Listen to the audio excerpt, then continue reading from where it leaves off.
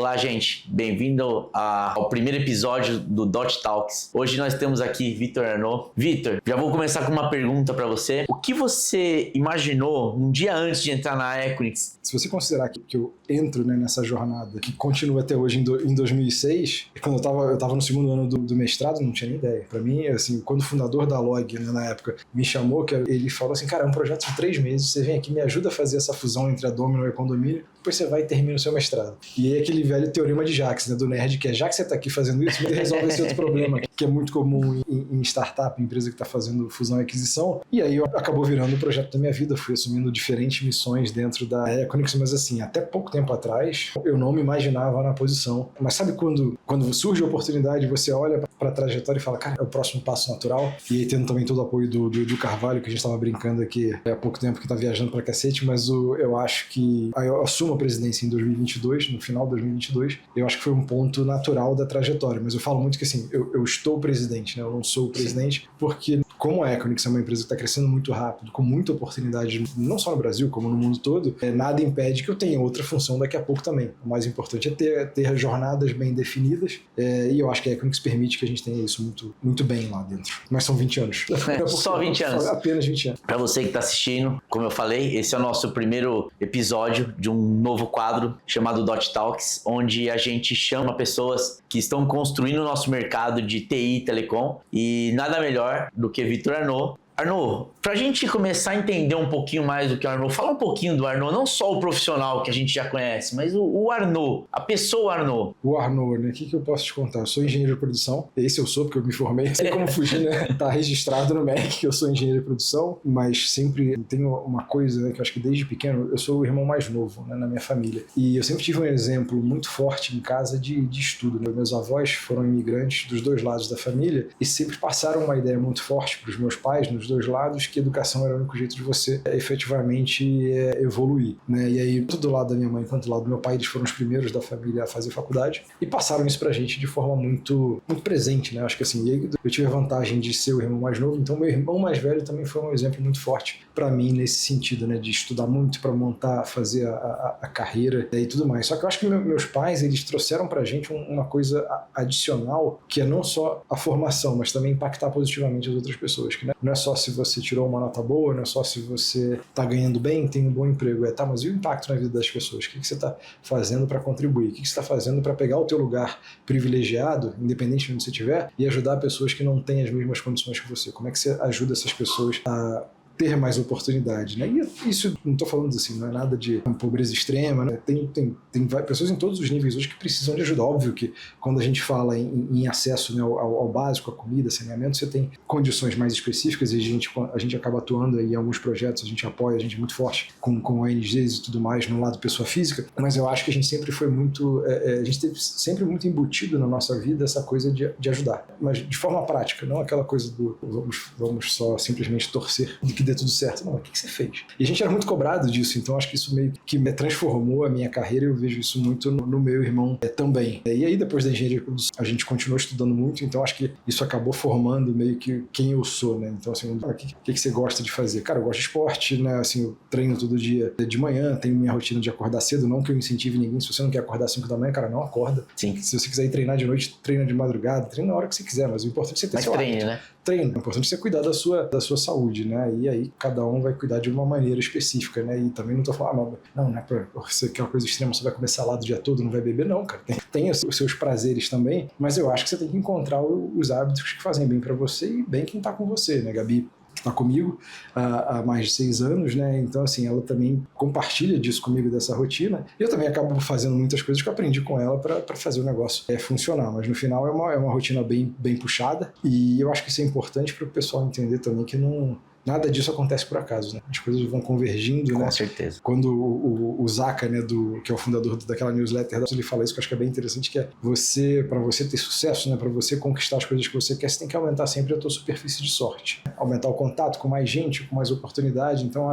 eu acho que isso acabou me direcionando muito ao longo da vida pessoal e da profissional, né? Porque você acaba conectando as duas coisas, por mais que a gente tente separar, tenta desligar e tudo mais, a gente trabalha com missão crítica. Sim. Então é difícil você falar que você A gente tem... tá 24/7, 365. Isso vai moldando, né? Acho que Sim. isso vai moldando. Eu acho que o que a gente faz, o que a gente considera que é crítico, o que a gente considera que não é crítico. Mas eu acho que o mais importante é isso, você entender quem você é, né?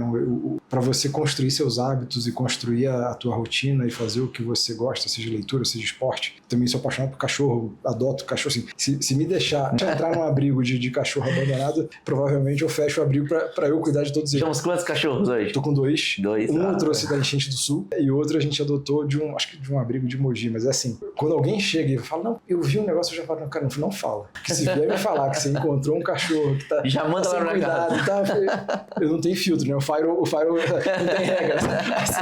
Assim, então, assim, a gente tem dois cachorros lá e é uma coisa que combina também minha característica com a da Gabi, que a gente não compra cachorro, né? A gente adota porque a gente acha que tem muito o que fazer de dar oportunidade. Mas resposta longa para pergunta curta, né? Porque é muito misturado. Eu acho que assim, a persona, né, na vida pessoal, ela acaba sendo muito ligado com a vida profissional. E se eu não encontrasse esse equilíbrio, eu acho que é um exercício constante, nenhum dos dois lados ia funcionar. E eu acho que esse é o desafio maior, você conseguir encontrar esse equilíbrio, esse balanço, não deixa de ser balanço, que você está sempre pesando na balança. Às vezes você vai estar trabalhando mais do que você deveria, você tem que puxar de volta, né? Você tem que cuidar da saúde também, você tem que cuidar da saúde financeira, você tem que cuidar da família. Geralmente você é ponto de apoio para muita gente, né? Você estava falando que você foi levar sua mãe em Miami. Sim. Cara, volta e meia também tem essas missões que você tem que fazer o negócio funcionar. E não é mais só você, né? Você vira o ponto de apoio para a família toda e eu acho que tudo isso forma o caráter, né? Sim. Forma a pessoa. Mas, de novo, resposta longa para pergunta curta, não sei se eu acho que eu abri mais parênteses do que fechei. Mas foi ótimo. Agora, eu fiquei uma dúvida aqui.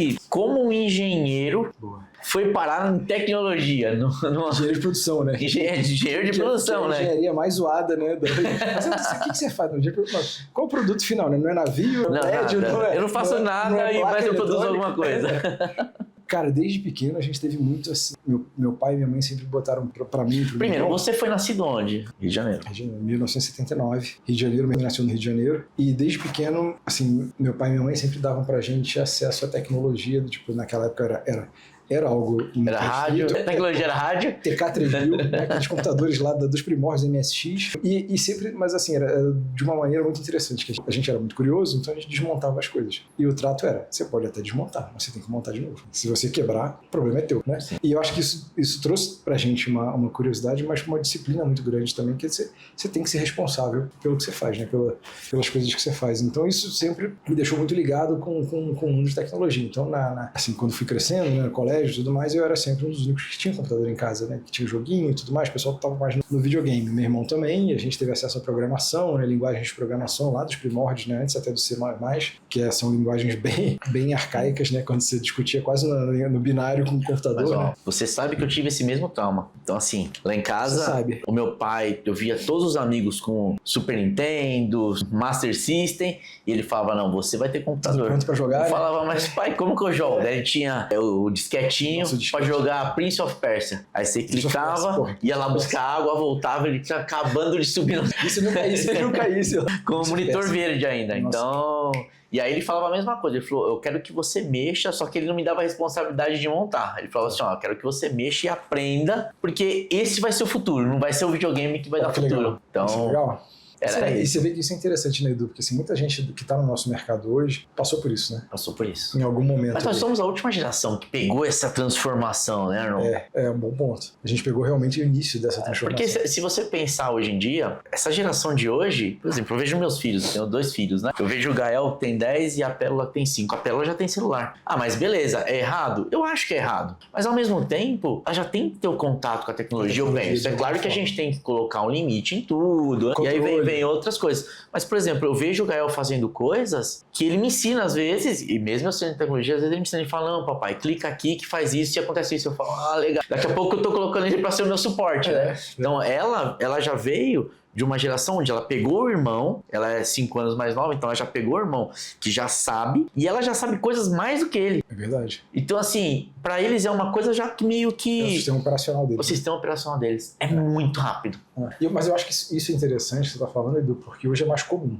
Na nossa época não era tão comum você ter acesso à tecnologia, você era meio que o diferente da turma ali. Então eu acho que assim, esse ponto ajudou a gente bastante e por isso que assim, eu tenho essa pegada de tecnologia e acabou virando uma vantagem para mim, que por mais que eu fosse fosse pro lado financeiro ali da engenharia de produção, do lado de gestão, eu sempre tive esse pé em tecnologia que me levou a oportunidade, né, de trabalhar num provedor de acesso linha de escada, depois trabalhar na Domino, na Ponto Condomínio, e depois na Log, que virou Equinix. Então acho que isso meio que me colocou na interseção da coisa, sabe? Que existia pouca gente na minha época que tinha o conhecimento tanto da infraestrutura, né, de como fazer funcionar, quanto de gestão e qual é o financeiro da coisa. Então aí eu consegui acho que conciliar. O que tudo hoje isso. também é raro, né, Arnaud, se a gente for pensar. Porque hoje a gente vê muitos técnicos, assim, esse é o correto, né, de todo mundo, você ser técnico, mas hoje a gente vê muita gente técnica que não está preocupado em conversar com pessoas, né? Então a gente começa a ter isso, né? Antigamente a gente tinha um cara de TI que a gente sabia quem era o cara de TI, aquele tá com o fone escondido lá no final da sala, que não conversa com ninguém, não fala com ninguém, xinga todo mundo, né? Cara, eu acho que sim, existe sim, existem perfis, né? São perfis diferentes, mas eu acho que tá ficando cada vez mais confuso, né? Cada vez mais fácil você migrar de uma área para outra. Porque o conhecimento ele está muito disponível, né? Coisa que pra gente, na nossa época, quando eu fiz faculdade, eu lembro que a gente corria atrás aquela Xerox que tinha as provas passadas daquele professor. É isso. E aí aquela coisa de escassez. Logo depois que eu saí da faculdade, vem o buscador, que é um buscador famoso que todo mundo já usou em algum momento da vida, que já não usa mais, já mudou também. Que eu descobri que eu ainda uso, então tô atrasado. Você não usa o buscador, né? É IA do buscador. Mas eu acho interessante porque aí já é um momento diferente, que é um momento de abundância de informação. E aí você tem que aprender a filtrar. O problema já não é mais o acesso. Você encontra o que você quiser hoje. O negócio é mais qual é a fonte. Se a informação é boa, né? Como é que você filtra? Como é que você cria o repertório para conseguir filtrar essa informação? E hoje a gente não sabe mais o que é real e o que não é, né? A gente vê, inclusive, vídeos que às vezes eu tenho que perguntar pra minha esposa, né, dentista, daí eu falo assim, Laísa, isso aqui é verdade ou é mentira? Ela fala, não, isso é mentira. Eu falo, obrigado. Tem muito isso, eu acho que tem umas newsletters que brincam com isso, que sempre põem a foto. Qual é a foto gerada em A, qual é a foto real? E é sempre difícil de você identificar. Mas acho que assim, de novo, aí fica mais importante ainda você ter repertório, pra você filtrar. Sim. E o poder da curadoria, que eu acho que é muito do que vocês fazem aqui com conteúdo também, é muito importante, porque imagina, tem muita gente que acha, mas agora as pessoas estão só com paciência para consumir conteúdo curto. Eu acho que sim, o nosso spam de atenção ele diminuiu muito, mas eu acho que de forma contraditória as pessoas nunca deram tanto valor a conversas longas. Né? Que se você pegar uma pessoa que você admira ou que você aprecia, você vai pegar um podcast de 3 horas e você vai ouvir. Né? Do Lex Fridman conversando com um cara que você respeita, um pesquisador. E o cara tem assunto para 5 horas. Né? Então, assim, e eu acho que isso é interessante porque você fica mais seletivo. Né? E a coisa do nicho vai surgindo. Mas aí me veio uma pergunta. Será que somos nós, porque nós somos mais antigos? Ou você acha que essa geração Z hoje também consome esse tipo de conteúdo? Acho que consome. Pelo menos das últimas que eu vi, né, das estatísticas lá, principalmente desses maiores, Lex Fridman e os outros, era impressionante a quantidade de gerações que consomem também buscando a profundidade. Não a superficialidade, né? Que eu acho que é um desafio de todas as gerações, né? Porque hoje é muito fácil você consumir um vídeo de 10 segundos, de 30 segundos. Mas, cara, legal. Esse é aquele vídeo dopamina, né? É aquele vídeo daquela coisa... É isso aí. Do imediato, do feed, do scroll, e você conseguiu resolver aquela ansiedade. Agora, para você agregar, conversar com alguém que tenha mais conhecimento para falar, tipo, evolução da inteligência artificial, como é que a GPU está evoluindo, qual é a diferença entre GPU, TPU e LPU, como é que o cara saiu do Google, foi para Grok, foi comprado pelo NVIDIA, você tem que ter uma conversa mais longa com gente que sabe fazer as perguntas, né? Para extrair o melhor dessa galera. E aí eu acho que o conteúdo longo, ele entra de forma muito acertada e é uma coisa que a gente não tinha TV aberta. Né? A gente tinha sempre aquela... Tipo, eu estava brincando aqui antes de Marília Gabriela, né? Programa de entrevista, mas era aquela entrevista super scriptada, né? Que você... Tipo, 5 perguntas ali, mas você não conhecia. Você não tinha uma profundidade na pessoa ali. Né? Da pessoa. E uma conversa de 3 horas, às vezes você tem. Tudo bem. Mas dá para fazer resumo da conversa? Dá, cara. A decisão é tua. Sim. As ferramentas estão à tua disposição. Mas se você quiser ouvir 5 horas daquela pessoa, você vai ouvir. Você consegue, tá? Você tem acesso e é de graça. De graça, assim. Se tiver acesso à internet, você consegue acessar o conteúdo. Mas aí, voltando, aí você definiu que você seria engenheiro de produção, e aí seu primeiro emprego, você foi procurar emprego de engenheiro de produção ou você já foi procurar? O primeiro emprego, eu sou engenheiro de produção formado na UFRJ, né, que é Federal do Rio. Sim. No famoso fundão, né, Ilha do Governador, longe de tudo e de todos. Eu tenho família lá, passa muito mal. Você conhece bem. Meu pai era carioca, né? Então você conhece bem. Eu tenho um defeito na família já, no sangue. Tá no DNA, não tem como fugir. Não tem como fugir.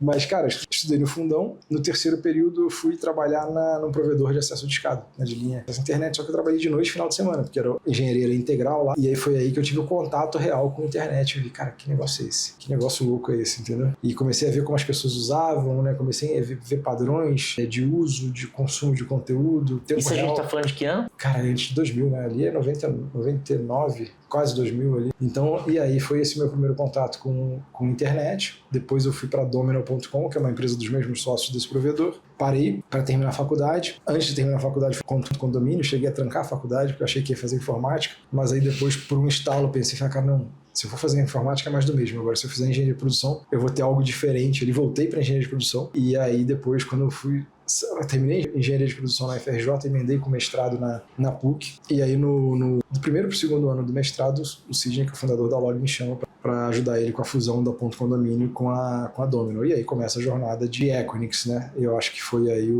mas já com muita consciência do que era a internet. Não tinha nenhuma ideia do que a internet ia se transformar, né? No fundamento de tudo, mas já com muita consciência de que era algo diferente, sabe? De que era algo que tinha tudo para impactar mais vidas, né? Mais negócios e tudo mais. Era uma bolha ali, a gente vivia muito num nicho, né? Era uma coisa muito mais nichada do que... Hoje não é nicho, né? Não, hoje tecnologia permeia a vida de todo mundo. Então essa foi a história curta, né?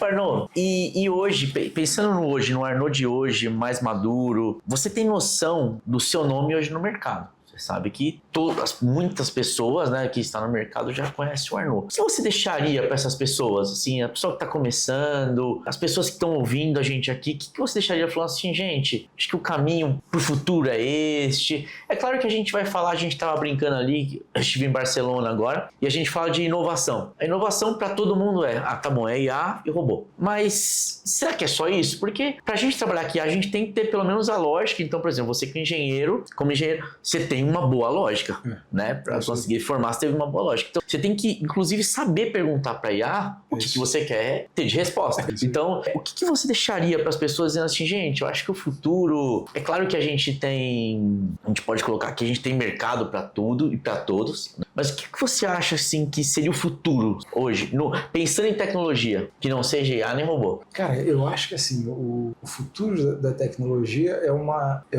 a pessoa cada mais dependente da tecnologia do que ela é hoje. E eu não sei se vai ser via IA, via robô, via nuvem, mas ela vai precisar mais da tecnologia do que ela precisa hoje, né? É uma curva. Assim, a gente está num ponto de não retorno, né? E eu acho que isso é importante. E, cara, sempre que eu falo lá, outro dia eu estava conversando com os alunos lá da ESSEG lá, o professor Luiz me chamou, e ele fala, cara, mas o que você fala para os alunos? Como eu sou engenheiro, eu saí da faculdade achando que as coisas tinham muito início, meio e fim, né? Aquela coisa lógica, racional. É o engenheiro. Engenheiro é um padrão. E, cara, uma das coisas que se eu pudesse voltar e estudar mais cedo, porque assim, o lifelong learning nunca foi um problema para mim, mas se você acha que você vai passar, né, construir uma carreira sem estudar, tipo, volte 10 casas e comece de novo, que você precisa, se você quiser ter uma carreira nessa área, né, que tem muita atualização. Mas eu acho que a gente tem que também pensar nas coisas que nunca vão mudar, né, e eu acho que assim, para trabalhar em mercados extremamente dinâmicos como o nosso, você tem que saber lidar com pessoas, você tem que estudar as pessoas, né, e aí uma coisa que foi muito no meu processo lá para virar o presidente da Equinix no Brasil, o gringo me perguntava, mas qual é teu perfil de liderança? Eu falei, cara, depende de quem eu tô liderando. Porque se eu chegar pra você e falar que eu tenho esse perfil engessado, se estivesse no seu lugar, já me reprovava, né? Então, assim, você tem que ter maturidade. Não faz sentido, né? Para entender o perfil de cada pessoa e como extrair o melhor de cada pessoa. E não que você vai fazer todas as vontades da pessoa, porque obviamente a pessoa também tem que ceder e se adaptar a você. Mas você tem que entender os perfis, você tem que entender que certas coisas não funcionam para uns, como outras coisas funcionam para outros, né? Então, assim, eu acho que o mais cedo possível é estudar o ser humano. Você vai continuar dependendo de pessoas para...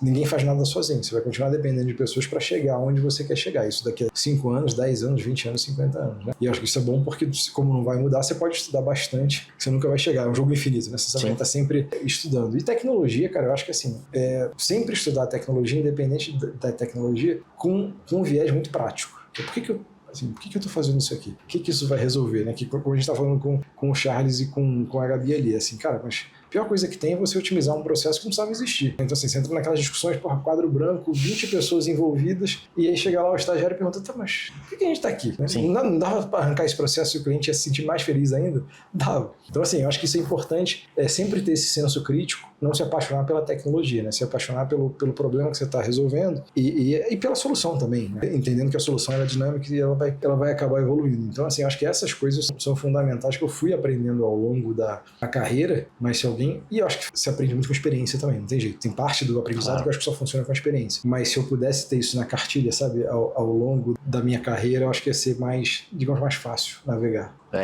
Do facilitar. Né? Ia facilitar a vida do engenheirão matemático, racional, né? Lógico. A gente conversa muito disso e aqui a gente tenta fazer muito isso. Tentar facilitar as coisas. Porque é o que você falou, muitas vezes a gente complica muito mais, engessa muito mais do que uma coisa que você só podia falar assim, mas no final você não vai ter que fazer? Então por que você já não fez de primeira? É isso. Né? Então é isso. Mas, Arnaud, pra gente fechar o quadro aqui, qual seria, né? O que você acha que seria sua melhor qualidade?